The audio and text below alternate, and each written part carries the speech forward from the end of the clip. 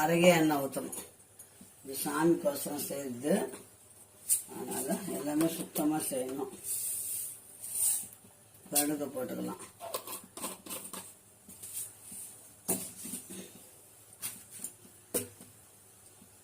ஊற்றி கடுகு தான் போட்டிருக்கிறேன். கருவேப்பிலை, பூண்டு, தக்காளி இதை வந்து கொஞ்சம் நல்லா அரைச்சிட்டு வந்துடணும். வஞ்சன கருவாடு குழம்பு. கடுகு பொரியுதுன்னா வெந்தயம் ஒரு ஸ்பூன் போடணும்.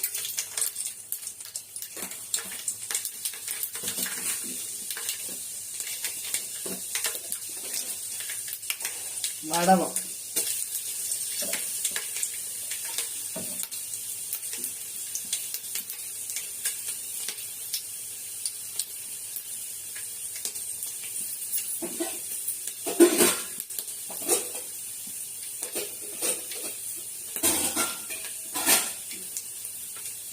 இப்போ இந்த பூண்டும் கருவேப்பிலையும் எடுத்து அதில் போட்டுக்கலாம்.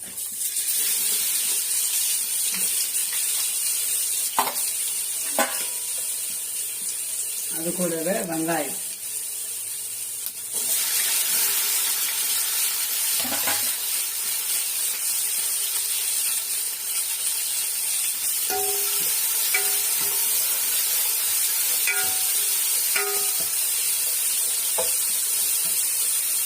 நல்லா வதங்கட்டும். நம்ம தக்காளி முழுசு முழுசாக போட்டால் இதுவாக இருக்கும், அரைச்சிட்டு வந்துடும்.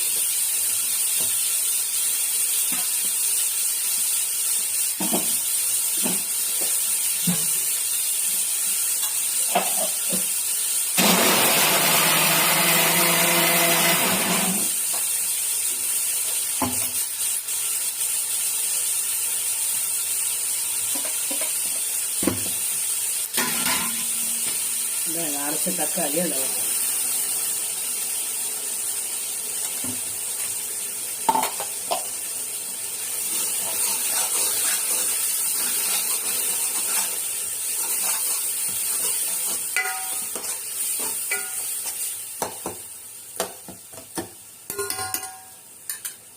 நல்லா வதங்கட்டும்.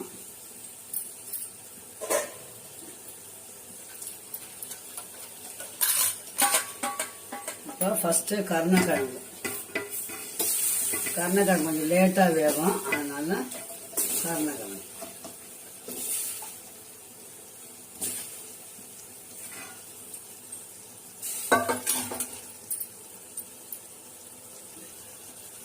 கருணக்கிழங்கு மட்டும்தான் போட்டிருக்கிறோம். வெங்காயம் தக்காளிலாம் வதங்கிச்சு.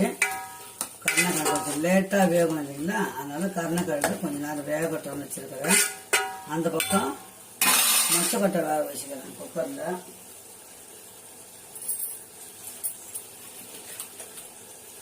இது கூட உருளைக்கிழங்கு, இது பாருங்க உருளைக்கிழங்கு.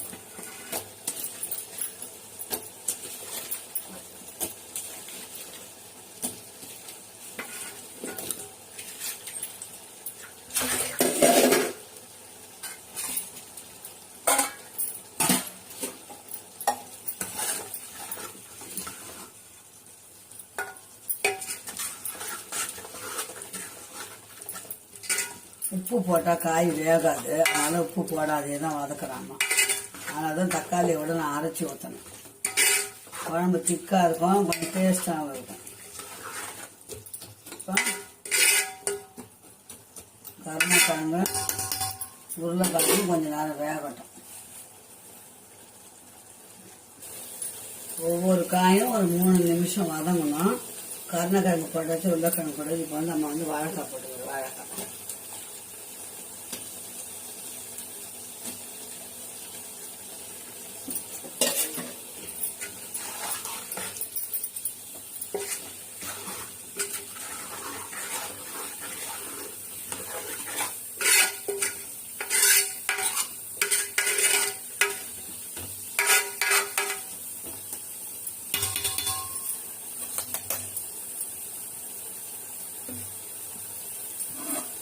தட்டு போட்டு மூடிடலாம்.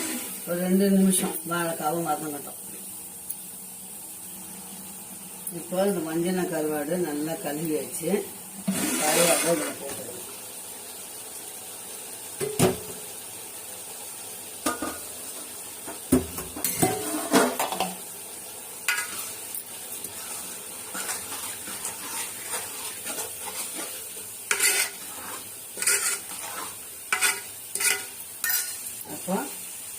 இதுக்கப்புறம் கத்திரிக்காய்.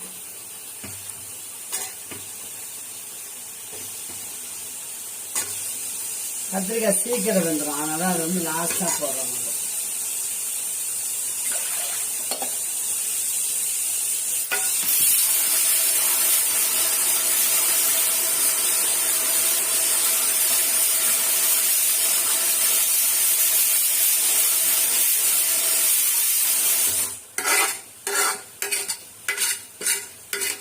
நம்ம இதெல்லாம் வதங்கி கொதிக்கிறதுக்குள்ள மொச்சக்கொட்டை வெந்துடும், எடுத்து ஊற்றிக்கலாம். இது வெங்காயம் இதெல்லாம் போட்டாச்சு. வெங்காயம், தக்காளி, பூண்டு அரைச்சி ஊற்றியாச்சு. பூண்டும் கருவேப்பிலையும் காய் வாழைக்காய், கருணக்கிழங்கு, உருளைக்கிழங்கு, கத்திரிக்காய் எல்லாம் போட்டாச்சு. இது ஒரு 2 நிமிஷம் இன்னும் கொஞ்சம் வதங்கணும். காய்ங்க வதங்க தான் டேஸ்ட்டாக இருக்கும் பிள்ளைங்களா குழம்பு. மொச்சக்கொட்டையும் வெந்துச்சு. கருவாடில் உப்பு இருக்கும், அதனால் தோராயமாக கொஞ்சம் உப்பு போட்டுக்கலாம். பத்தலைன்னா நம்ம சாமியெல்லாம் கும்பிட்ட பிறகு கூட உப்பு போட்டுக்கலாம்.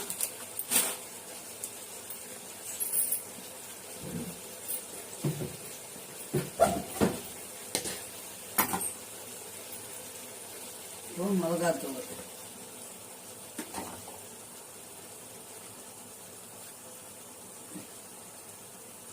மூணு கரண்டி பெரிய மிளகாத்தூள். அது அளவு பார்த்தோம்னா 100 கிராம் 150 கிராம் மிளகாத்தூள் இருக்கும்.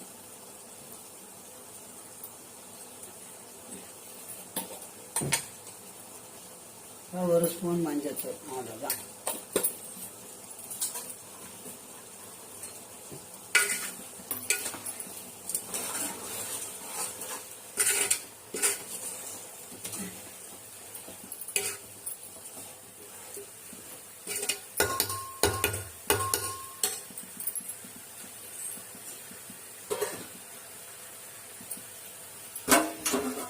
மிளகாத்தூள் வாசனை கொஞ்சம் நேரம் மூடி வைக்கலாம்.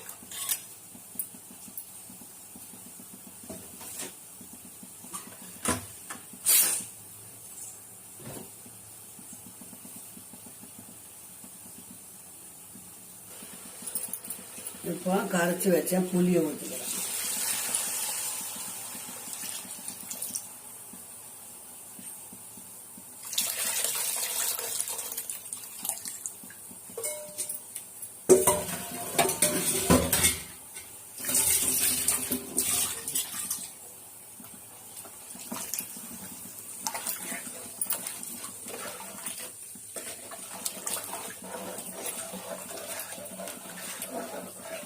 நல்லா குழம்பு போட்டு நம்ம மொச்சக்கொட்டையை ஊற்றினோம்னா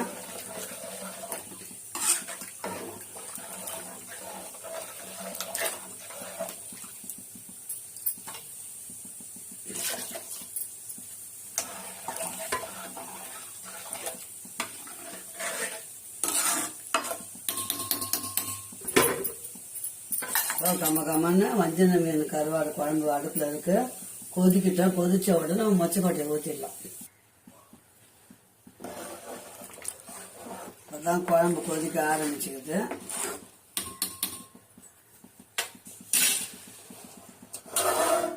இப்போ நம்ம இந்த மொச்சக்கொட்டை இதை கொட்டிடலாம்.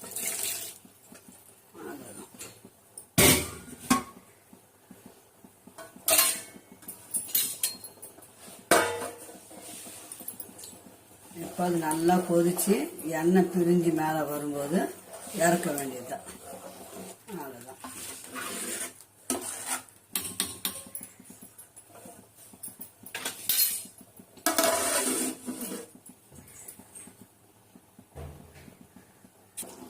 இப்போ நல்லா கருவாடு குழம்பு கம்மன்னு கொதிக்குது. இப்போ நம்ம கருவாடு குழம்பு செஞ்சிட்டோம். இப்போ அது எப்படி இருக்குதுன்னு, எந்த லெவலுக்கு இருக்குதுன்னு பார்க்கலாம் வாங்க.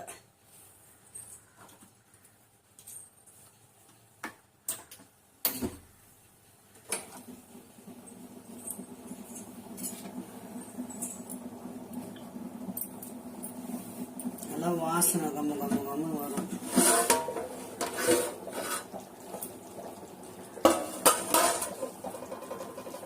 சேர்த்துங்களா அது எண்ணெய்.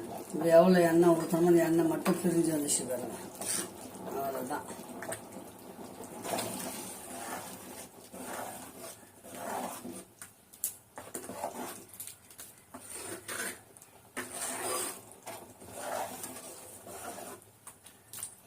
2 நாள் 3 நாள் ஆனாலும் கிடையாது, 1 வாரம் ஆனாலும் கிடையாது.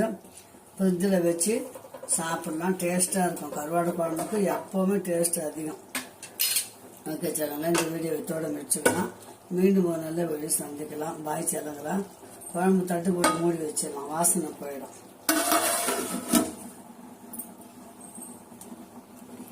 Okay bye. அம்மா கருவாடு குழம்பு வச்சுட்டேன், பார்த்தீங்களா? இந்த மாதிரி செய்யுங்க, ரொம்ப டேஸ்ட்டாக இருக்கும். அடுத்தது என்ன செய்யறதுன்றதை வீடியோவில் பார்க்கலாம். மீண்டும் நல்ல வீடியோ சந்திக்கலாம். பாய் சேனங்களா.